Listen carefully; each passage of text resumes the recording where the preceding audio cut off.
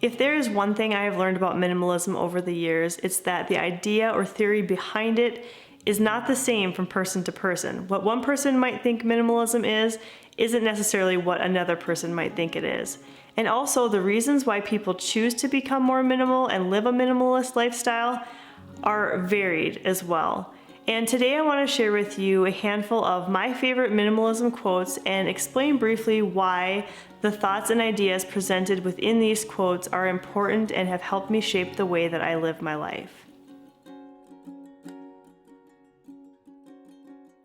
Hi and welcome back to the cottage. I'm so glad that you're here joining me today. I want to jump right into the quotes, but first I want to just add a little disclaimer and say that I do not sadly have the names for all of the people who said these wise words. But for those that I do know, I am going to go ahead and add that information below the text so that you can search these people out for additional inspiration. The first quote I have is from the famous Joshua Becker, and that is, "The best things in life are not things."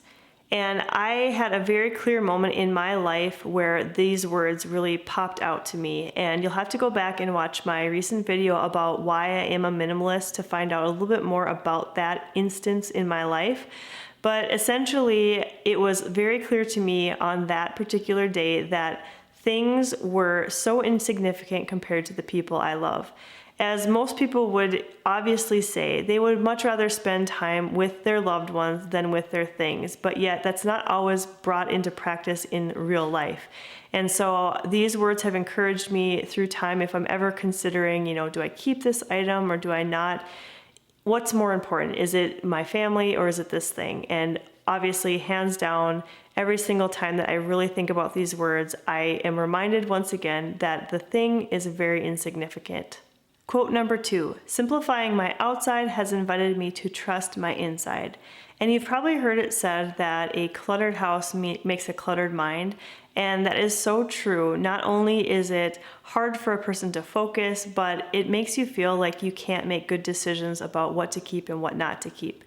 And I have found through this process of decluttering and going towards more minimal living that with each decision that I make, let's say I'm kind of deciding between if I'm going to keep something or not, once I've made that decision and pass that item along and I no longer miss it, I realize I did make a good decision. And so with each of those items that has gone out of my life and I've had that peace about making that cut, I have felt more confident in my decision-making process.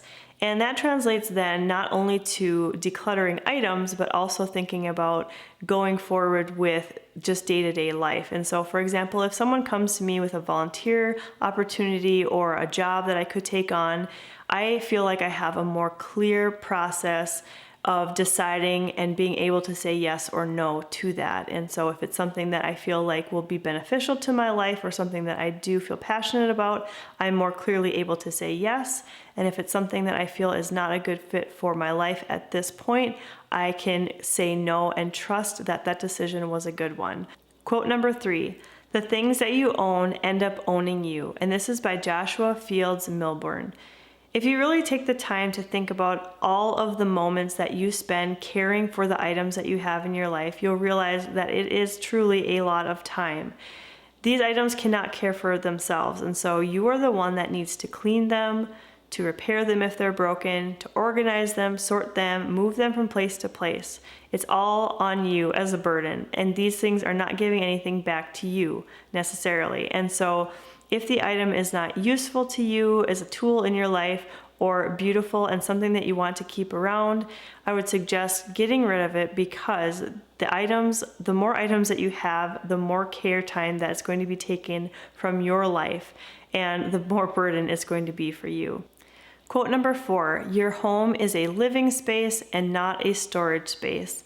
And this one is very, very accurate, especially when it comes to myself dealing with clients who are wanting a home designed. I have found so many times that people think that the more square footage that they incorporate into their floor plan, the more spacious their home will feel and the more enjoyable that their home will be. And in reality, what tends to happen is a large portion of the square footage of the house is given to storage.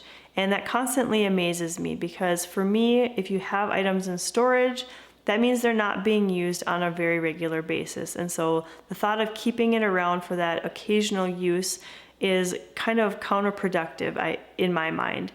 And so these large houses with all of the storage end up just getting filled up. If you think about a walk-in closet, for example, in a master bedroom, you might have just wall-to-wall clothes, in this huge closet. But the reality is you're only probably wearing about 20% of your items, and the other 80%, whether you like to admit it or not, it's just being stored there. And so really think about that and get rid of any of those items that are just being stored and just being kept around. There's no reason to keep them in your home because your home truly is a space that you want to live in and enjoy and relax in. And having it just filled with storage items is counterproductive to that. My final quote is from the fabulous Marie Kondo, and that is, "The question for what you want to own is actually the question of how you want to live your life." So Marie is not one to put a cap on or a limit on what you can own or what types of things you can own. She's really a person that says, really think about your own life and how you want to live it, and think about what items will serve you in that purpose.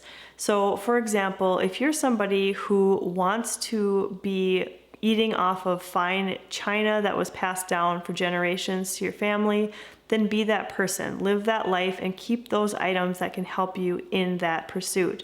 But if you're somebody that doesn't care about that, then why keep that fine china around if you're not going to even use it? Minimalism is truly all about personal choice and understanding that the items that you own are going to play a role in how you live your daily life. And so if something is useful, or as Marie would say, if it brings you great joy, then by all means keep it around. But if it's something that gives you a reminder of a painful past memory, or it's something that's going to keep you from having a healthy future life, then why would you want to keep it around? Really be mindful of those things that you keep in your life because they will shape how you live your life. Thanks so much for watching today's video. If any of the quotes that I mentioned were inspiring to you, I would love to chat about them in the comments down below. Feel free to subscribe to this channel and tap the notification bell to learn more about our family's minimalist lifestyle and simple living tips. Thanks so much for stopping by the cottage, and I hope to see you again really soon.